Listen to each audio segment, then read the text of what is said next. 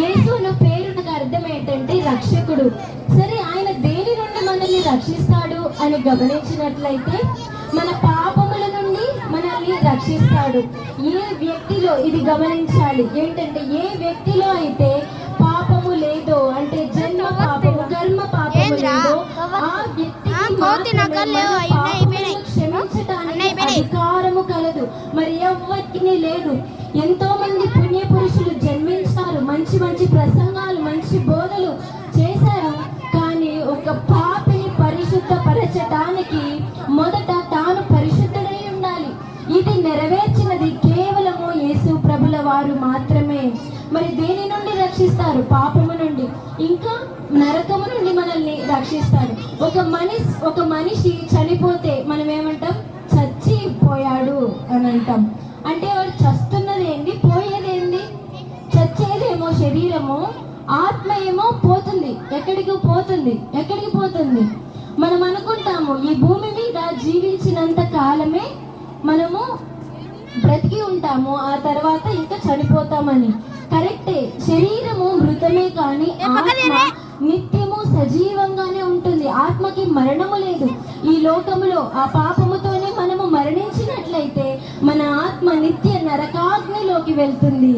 కానీ పరిశుద్ధుడైన యేసుని మనము మన హృదయములోనికి చేర్చుకొని సొంత రక్షకునిగా మనము అంగీకరిస్తే ఆ పరిశుద్ధుడైన దేవుడు మన పాపములన్నిటినీ కడిగి మనల్ని పరిశుద్ధులుగా చేస్తారు. కాబట్టి చనిపోయిన తర్వాత కూడా, శరీరం మరణించినా కానీ మన ఆత్మ నిత్య జీవమునకు అనగా పరలోకమునకు వెళ్తుంది.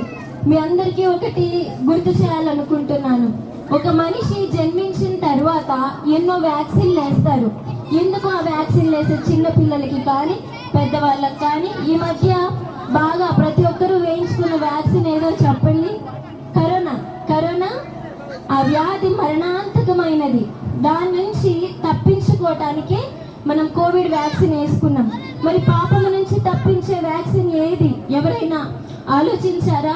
మృతతుల్యమైన ఈ శరీరాన్ని కాపాడుకోవటానికి ఇన్ని వ్యాక్సిన్లు వేసుకుంటున్నాం, ఇంత జాగ్రత్తలు తీసుకుంటున్నామే.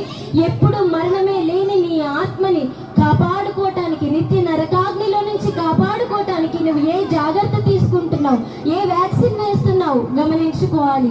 ఆ వ్యాక్సినే నజరేయుడైన యేసు ప్రభుల వారి రక్తము. ఎప్పుడైతే ఆయన చెంతకు చేరుతావో, ప్రభువా నేను పాపినని ఒప్పుకుంటావో, ఆయన సిలువలో కార్చిన రక్తముతో మనల్ని కడిగి, మన పాపములన్నిటినీ కడిగి వేసి మనల్ని పరిశుద్ధులుగా చేస్తాడు. కాబట్టి మనము పరలోకమునకు వెళతాము. ఎవరైతే దేవుణ్ణి ఇంకా సొంత రక్షకునిగా అంగీకరించలేదో, ఇప్పుడే ఆయనని నిర్ణయంలో చేర్చుకుని ఈ పాపములు ఒప్పుకొని వేయడల మనకందరికీ నిత్య రాజ్యం, నిత్య పరలోకము ప్రార్థన చేసుకుందాం.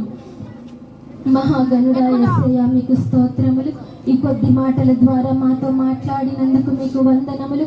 అవును ప్రభువా, మృతతుల్యమైన శరీరము కొరకు మేము ఎన్నో జాగ్రత్తలు తీసుకుంటున్నాము. కానీ మరణమే లేని ఈ ఆత్మను కాపాడగలిగిన దేవుడవి, మరణము నుంచి నరకాగ్నిలో నుంచి తప్పించగలిగిన దేవుడవి నీవే ప్రభువా, మీకు స్తోత్రములు.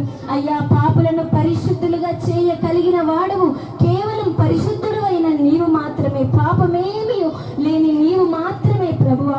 అయ్యా, మా పాపములను మేము ఒప్పుకుంటున్నాం. మా హృదయములోనికి రండి తండ్రి. అయ్యా, బాప్తిస్మము తీసుకొని వారు ఎవరైతే ఉన్నారో అయ్యా, నీ రక్తములో వారిని కడగండి, బాప్తిస్మము దయచేయండి. నిత్య రాజ్యమునకు, నీ రెండవ రాకడకు మమ్మల్ని అందరినీ సిద్ధపరచమని యేసు పరిశుద్ధ నామమును అడిగి వేడుకుంటున్నాం పరమ తండ్రి. ఆమేన్.